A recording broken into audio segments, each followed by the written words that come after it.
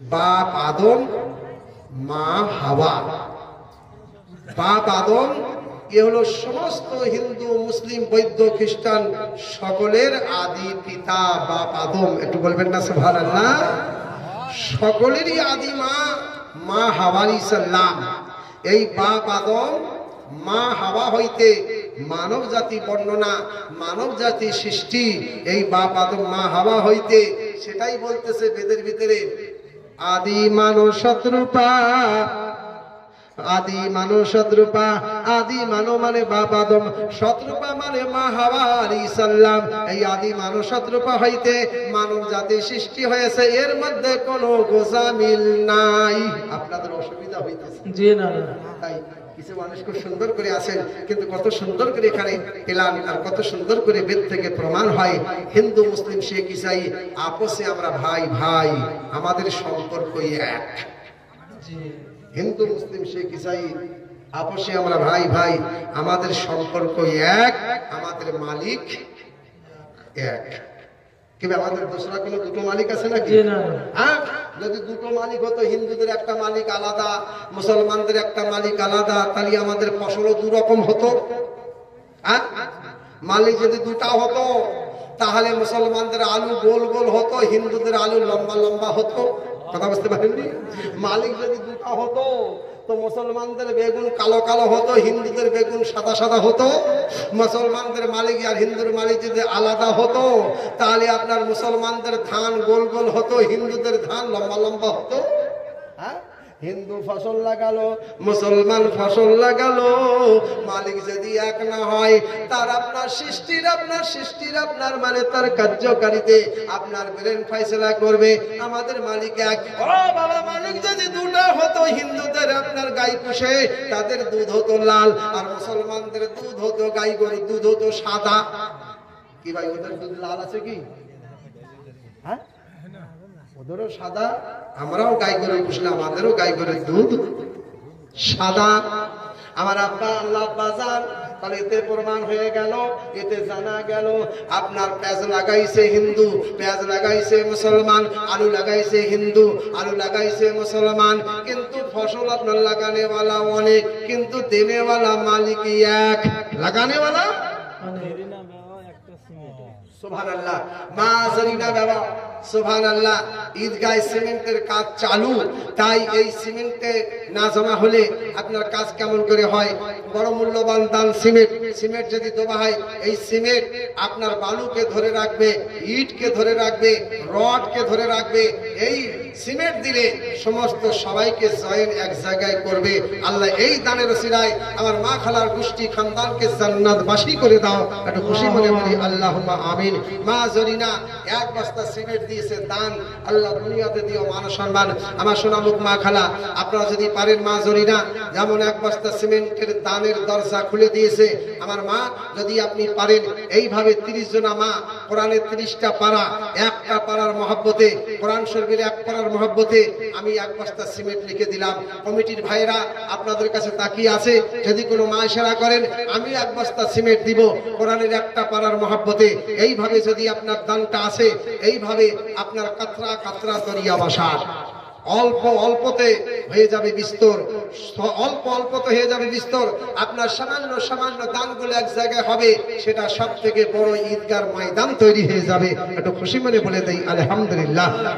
আমি আপনাদের সম্মুখে আনতে চাচ্ছিলাম, কত সুন্দর করে বেদ প্রমাণ করেছে, একম ব্রহ্ম দ্বিত নাস্তি, বানানেওয়ালা মালিক এক, তৈরি করেনেওয়ালা মালিক এক, সৃষ্টি করেনেওয়ালা মালিক এক, দ্বিত নাস্তি, দোসরা কোনো মালিক নাই, মালিক হলো এক। এটা প্রমাণ করেছে সনাতন ধর্ম। বিশ্বের বুকে যত হিন্দু আছে, হিন্দু হিন্দু বলে কোন ধর্মের নাম হয়? কোন ধর্মের নাম হয় না। হিন্দু বলে কোন ধর্ম হয় না। সমস্ত হিন্দু জাতির ধর্মের নাম হলো সনাতন ধর্ম। সনাতন ধর্ম, সেই সনাতন ধর্ম থেকে প্রমাণ করেছে মালিক এক, সুবহানাল্লাহ, কেউ নাই। সেটাই তো আমরা বলি আল্লাহ, বা কেউ বলে খোদা।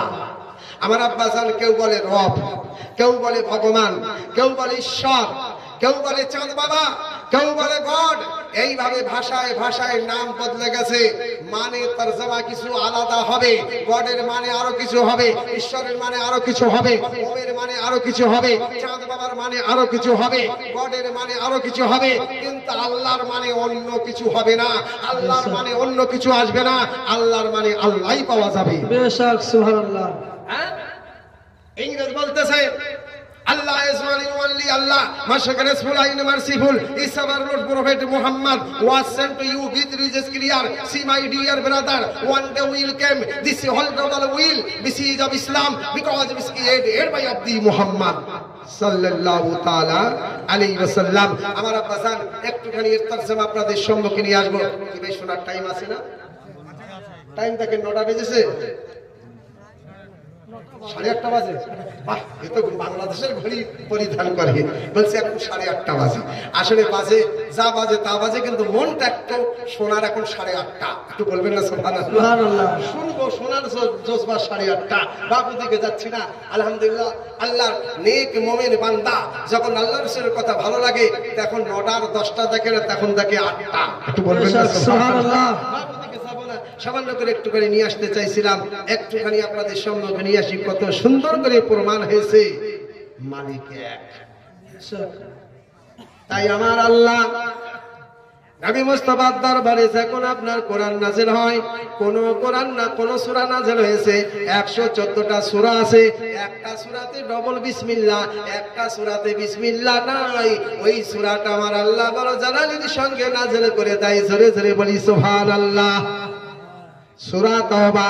আমার আব্বা জান শোনার চাঁদা মধুমাখা মুসলমান ভাই, আলোচনা করতে গেলে অনেক সময়ের দরকার।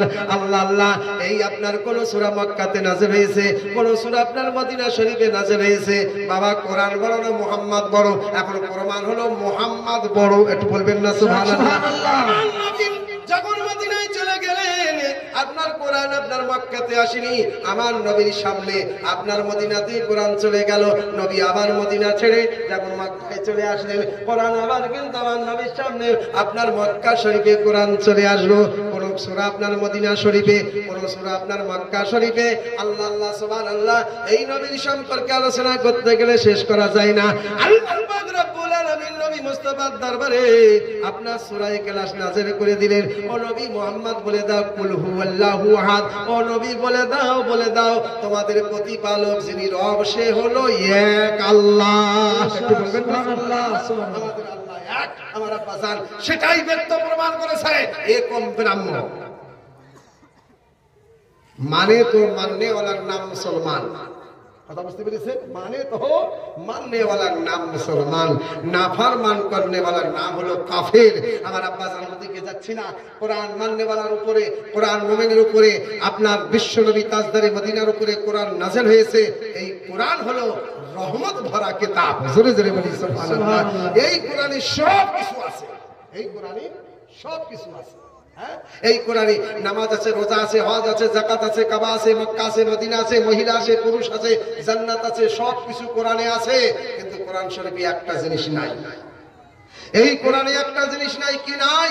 ওই মাবুদের কসম, ওই রব্বে কাদিরের কসম, যার কবজাতে আব্দুল্লাহ চতুর্বেদী জান ইমান, কসম বিল্লাহ, কোরআন শরীফের ভিতরে কোনো জায়গায় মিথ্যা নাই। একটু বলবেন না সুবহানাল্লাহ? কোরআনে কি নাই? মিথ্যা নাই। তাই কোরআন পড়লে নেকি পাওয়া যায় গ্যারান্টি, নেকি পাওয়া যায় গ্যারান্টি।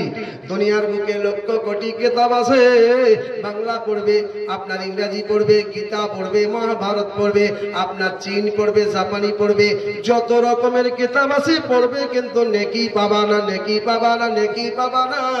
আর কসম বিল্লাহ কোরআন পড়লে নেকি পাবে, নেকি পাবে, নেকি পাবে। একটু জোরে জোরে বলি না সুবহানাল্লাহ? সুবহানাল্লাহ। একটা যুবক এখানে 730 টাকা দিয়ে গেছেন, আমি বলিনি। আল্লাহ মহিলার তরফ থেকে আমার মা ওখান থেকে আবার মন খুশি করে আবার কয়েকজন মা মিলিত ভাবে আপনার 730 টাকা দিয়েছে দান। আমার মা খালাদের করে দিব। আল্লাহ জীবনকে ধন্যবাদ। আমিন সুম্মা আমিন। আমার আব্বাজান একটুখানি সামান্য করে নিয়ে আসি। তাই কত সুন্দর করে বলছে, আদি মানব শতরূপা, এই হইতে মানব জাতি সৃষ্টি। হাদিসে পাওয়া যায় বাপ আদম মা হাওয়া, এই হইতে মানব ইনসান সৃষ্টি তৈরি।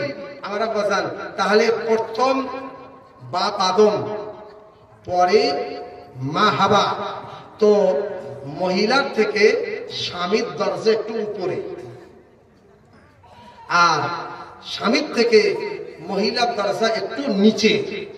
কিন্তু স্বামী স্ত্রীর পর্দা, স্ত্রী স্বামীর পর্দা, এ সম্পর্কে গেলে তো অনেকটা সময় লাগে, কিন্তু সামান্য করে একটু করে নিয়ে আসি। আদি মানব শতরূপান, এই মানব জাতি হইতে, আদি মানব হইতে মানব জাতি সৃষ্টি, ইনসান তৈরি। তাই কত সুন্দর করে এক শায়রি সুন্দর করে লিখেছে, যত হিন্দু মুসলমান, যত হিন্দু মুসলমান, যত হিন্দু মুসলমান, যত হিন্দু মুসলমান, এক মায়েরই সন্তান, যত হিন্দু মুসলমান, যত হিন্দু মুসলমান। আদি মানুষ সবার পিতা, আদি মানুষ সবার পিতা মা হাওয়া হয়, মা হাওয়া হয় সবার আম্মা জান, যত হিন্দু মুসলমান, যত হিন্দু মুসলমান। সুবহানাল্লাহ বলবেন না? সুবহানাল্লাহ। বলে চতুর্বেদী আপনার বলা ভালো লাগে না যদি সুবহানাল্লাহ হয় না। তো যাই হোক, আমাদের বলার সঙ্গে কি আছে, কথা তো বোঝা যায়। কথাটা বোঝার দরকার আছে, কথাটা জানার দরকার আছে। জানতে পারলেই তো তাই আল্লাহর হাজার হাজার শুকর। আমার বাজান, আমার এই ভারতবর্ষে কোনো চতুর্বেদী ছিল না, কোনো চতুর্বেদী ছিল না। আজ থেকে 35, 36, 37 বছর আগে আব্দুল্লাহ চতুর্বেদী নামে আমি এই আমার পশ্চিম বাংলাতে আসলাম। চতুর্বেদী নামে উর্দু চতুর্বেদী আগে ছিল, কিন্তু বাংলা চতুর্বেদী কেউ ছিল না। আমি আব্দুল্লাহ চতুর্বেদী, অনেক পুরানা।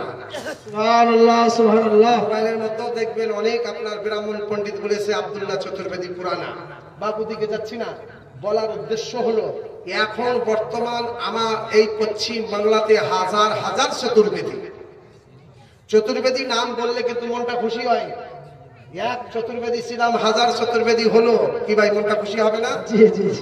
এক সাদ্দাম ফাঁসি হলো, হাজার হাজার লক্ষ লক্ষ সাদ্দাম বাংলাদেশ ভারতে পয়দা নিল। জি জি।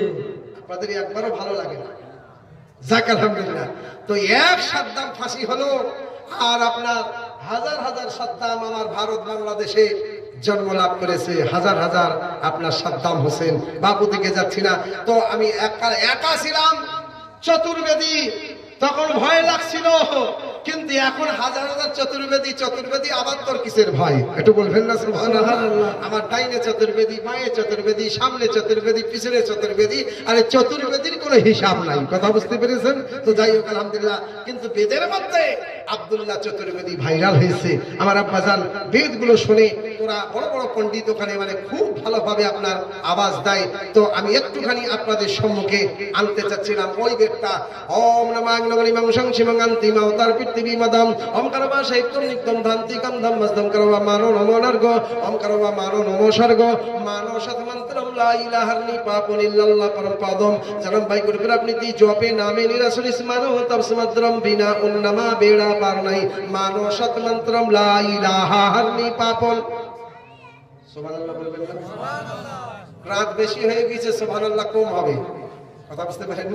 হ্যাঁ। আর এতটা জড়িবটি, এতটা জঙ্গল আপনাদের সম্মুখে নিয়ে আসলাম, কিন্তু সাফ জমলা শুনলেন লা ইলাহা ইল্লাল্লাহ হারনিপ। ও আমার থেকে আপনার তো বড় চতুর্বেদী। লা ইলাহা হারনি পাপন ইল্লাল্লাহ পরম পদম। তরজমা শুনলে আপনার বডিটা কেঁপে উঠবে, আপনার শরীরের পশমগুলো কেঁপে উঠবে। আল্লাহু আকবার। বেদের মধ্যে কত সুন্দর সংবাদ লিখেছে। তাই পণ্ডিত অমরনাথ পান্ডে বেদ পড়ে আর চোখ দিয়ে টপ টপ টপ টপ করে আপনার পানি পড়তেছে।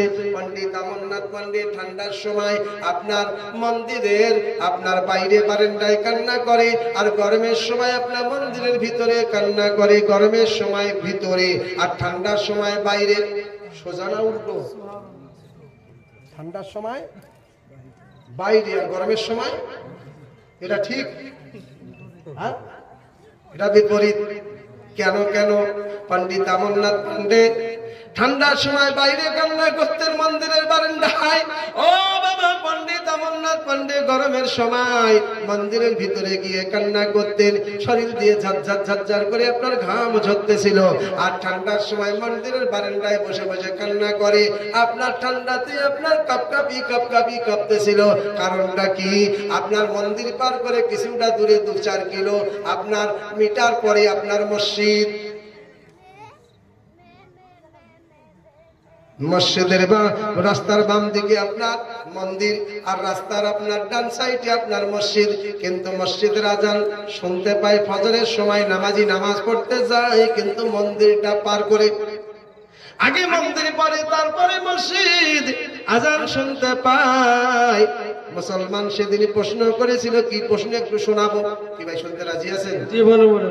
কিছু লোক বলছে বলো, কিছু লোক বলছে ছেড়ে দেবে, ছেড়ে দাও। না বলুন। মাশাআল্লাহ, আলহামদুলিল্লাহ, আল্লাহু আকবার, আল্লাহু আকবার,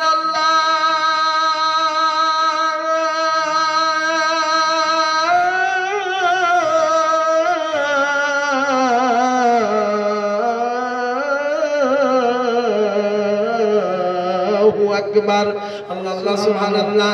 আজান শুনতে পেয়ে আপনার নামাজি আপনার নামাজ পড়ার জন্য চলে যায়, কিন্তু দেখি ঠান্ডার সময় মন্দিরের বাইরে বারান্দায় বসে বসে পণ্ডিত আমরনাথ পান্ডে কান্না করতেছে, আর গরমের সময় দেখে পণ্ডিত আমরনাথ পান্ডে মসজিদের ভিতরে কান্না, মন্দিরের ভিতরে কান্না করে। কিন্তু দিনের পর দিন কাটে আর মনে মনে প্রশ্ন জাগে, কেন ঠান্ডার সময় বাইরে কান্না করে আর কেন আপনার মন্দিরের ভিতরে গরমের সময় কান্না করে? একদিন প্রশ্ন করব, কি কারণটা একটু জানতে পারবো। কারণ সুবহানাল্লাহ, ভাই শুনতে রাজি আছেন না? জি জি। আমার মায়েরা বলতেছে অধিক তো কথা বললো কিন্তু আমাদের সম্পর্কে কিছুই বলে না। মায়েদের সম্পর্কে একটুখানি বলবো, মায়েদের পর্দা।